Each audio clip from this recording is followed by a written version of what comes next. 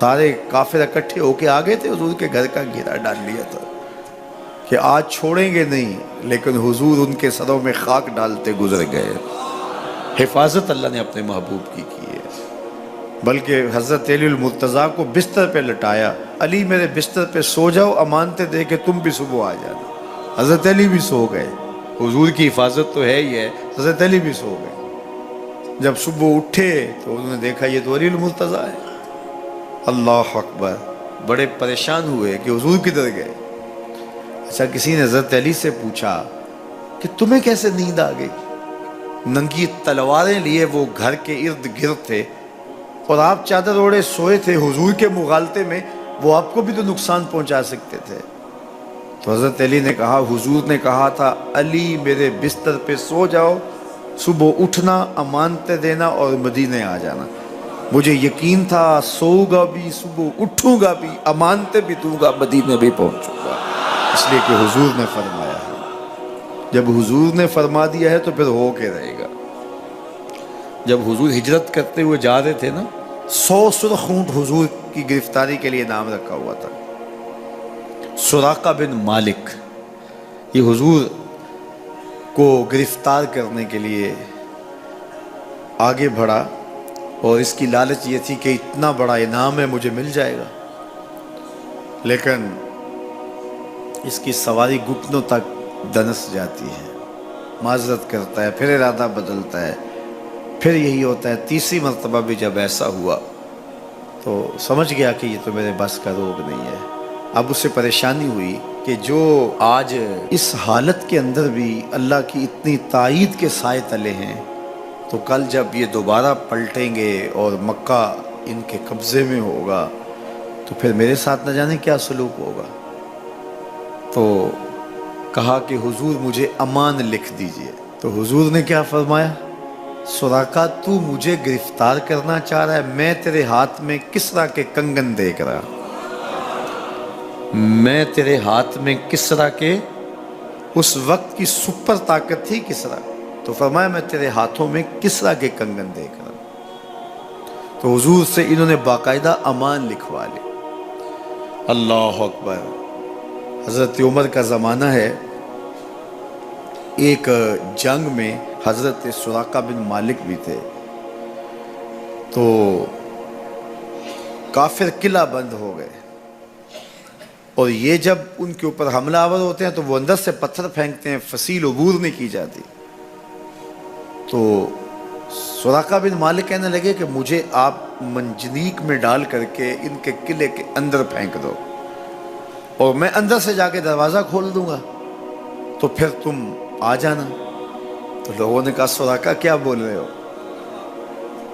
وہ بڑی غلیل کی طرح منجنیق ہوتی ہے، کہا اس میں ڈال کے تجھے پھینکیں گے، جب تو گرے گا تیری ہڈیاں باقی نہیں بچیں گی، پھر وہ تلواریں لیے کھڑے ہیں تجھے زندہ چھوڑیں گے۔ تو حضرت سراقہ نے کہا مجھے کچھ نہیں ہوگا، اس لیے کہ حضور نے کہا تھا تیرے ہاتھوں میں کسریٰ کے کنگن دیکھ رہا ہوں، ابھی تک کنگن نہیں آئے، جب تک کنگن نہیں آتے موت آ ہی نہیں سکتی ہے۔ یہ یقین تھا ان کا، یہ اذعان تھا ان کا۔ تو حضور کی حفاظت اللہ نے اپنے ذمہ کرم پہ لی ہے۔ سوال یہ ہے کہ باقی بھی اللہ کے سچے نبی ہیں، ان کی حفاظت اللہ نے اپنے ذمہ کرم پہ کیوں نہیں لی اور حضور کی حفاظت اپنے ذمہ کرم پہ کیوں لی؟ باقی بھی کتابیں اللہ کی سچی منزل من اللہ کتابیں ہیں، ان میں تحریف راہ پا گئی، لیکن قرآن مجید کی حفاظت اللہ نے اپنے ذمہ کرم پہ لی۔ کیوں؟ تو اس کا جواب یہ ہے کہ اگر کوئی نبی شہید ہو جاتا ہے تو نیا نبی آنے والا ہے، اس کی جگہ کو پر کر دے گا۔ اگر کسی کتاب میں تحریف راہ پا جاتی ہے تو کوئی بات نہیں، نئی کتاب نازل ہونے والی ہے۔ حضور کی حفاظت اس لیے کی کہ اگر حضور بھی شہید کر دیے جاتے ہیں تو پھر حضور کے بعد تو کوئی نبی آنے والا نہیں ہے، اور کتاب اللہ کے اندر اگر تحریف کر دی جاتی ہے فَبِأَيِّ حَدِيثٍ بَعْدَهُ يُؤْمِنُونَ، تو قرآن کے بعد تو کوئی اور نسخہ نور نازل ہی نہیں ہونے والا، تو لوگ ہدایت، روشنی اور اجالا کہاں سے لیں گے؟ اس لیے اس کتاب کو بھی باقی رکھا گیا اور مصطفیٰ کی بھی حفاظت فرمائی گئی۔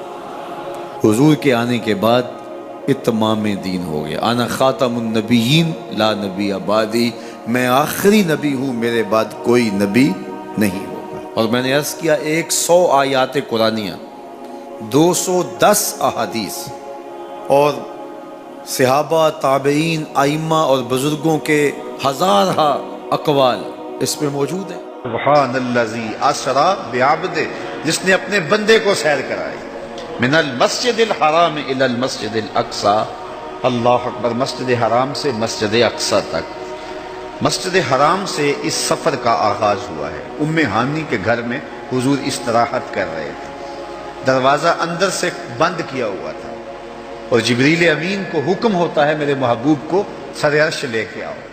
تو جبریل حاضر خدمت ہوئے تو دروازہ بند پایا، عرض گزار ہوئے مالک کیا کروں؟ کہا کہ تو نے دروازے کو دستک نہیں دینی کہ میرا محبوب تیرے لیے اٹھ کے دروازہ کھولے. اللہ اکبر. تو مالک کیا کروں؟ کہا چھت سے سوراخ کرو. اور جبریل نے چھت سے سوراخ کیا اور وہاں سے سمٹ کے حضور کے قدموں میں آ بیٹھے. صحیح حدیث میں آتا ہے جبریل کے 600 نوری پر ہیں، ایک پر کھولے تو شرق سے لے کے غرب تک، شمال سے جنوب تک پھیل جائے. اور اتنے بڑے بڑے 600 پر، تو 600 پر جس جسم پہ ہوں گے وہ جسم کتنا بڑا ہوگا. معراج کی شب چھوٹے سے سوراخ سے آیا، دنیا کو بتایا کہ محبوبوں کے در پہ آئیں تو بڑے ہو کے نہیں، چھوٹے ہو کے آیا کرتے ہیں. تیرے ہندیاں سندیاں محبوبہ، اگر آپ کی توجہ ہو تو، تیرے ہندیاں سندیاں محبوبہ، میں کافر ہوا جے میں ہوا.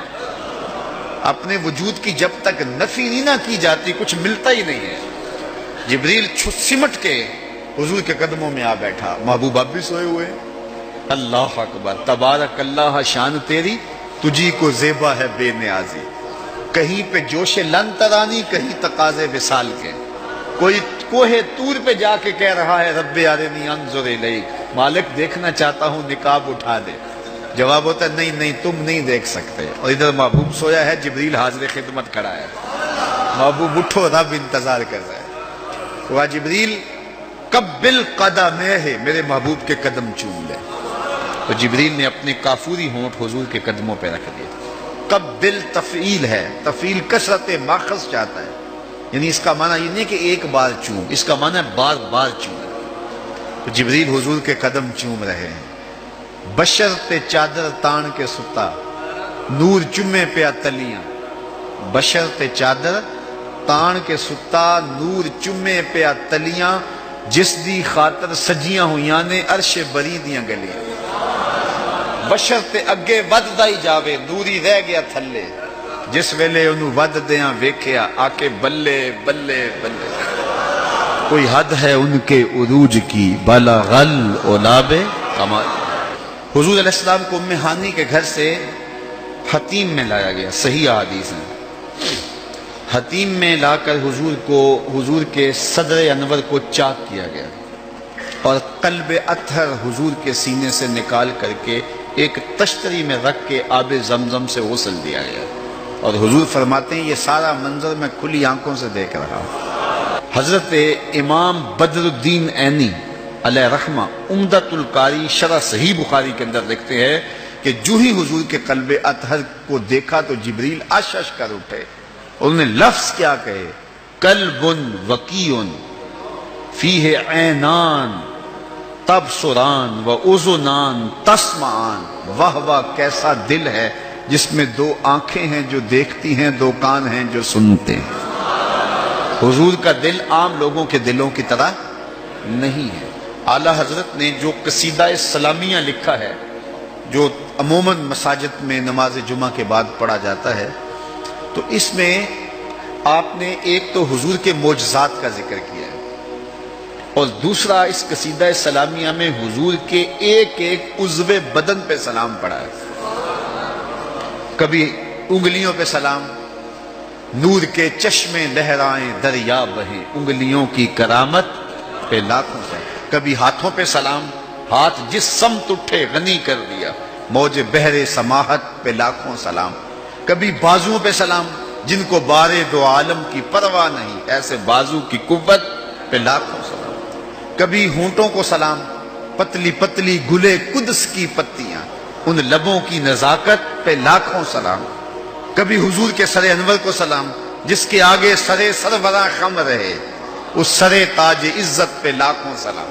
ایک ایک عضو بدن پہ سلام پڑا ہے، تو ایک ایک عضو پہ سلام پڑھتے پڑھتے جب اعلی حضرت حضور کے دل پہ آئے تو اعلی حضرت کا قلم رک گیا۔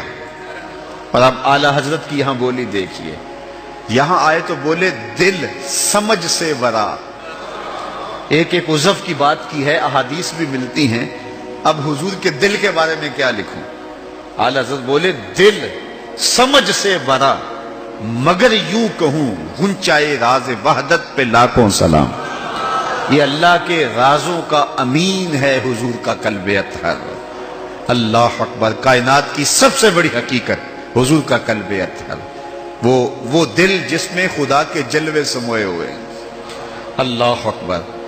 حضور فرمایا تنام عینایا ولا ینام قلبی، لوگوں سنو، میری آنکھیں سوتی ہیں، میرا دل نہیں سوتا۔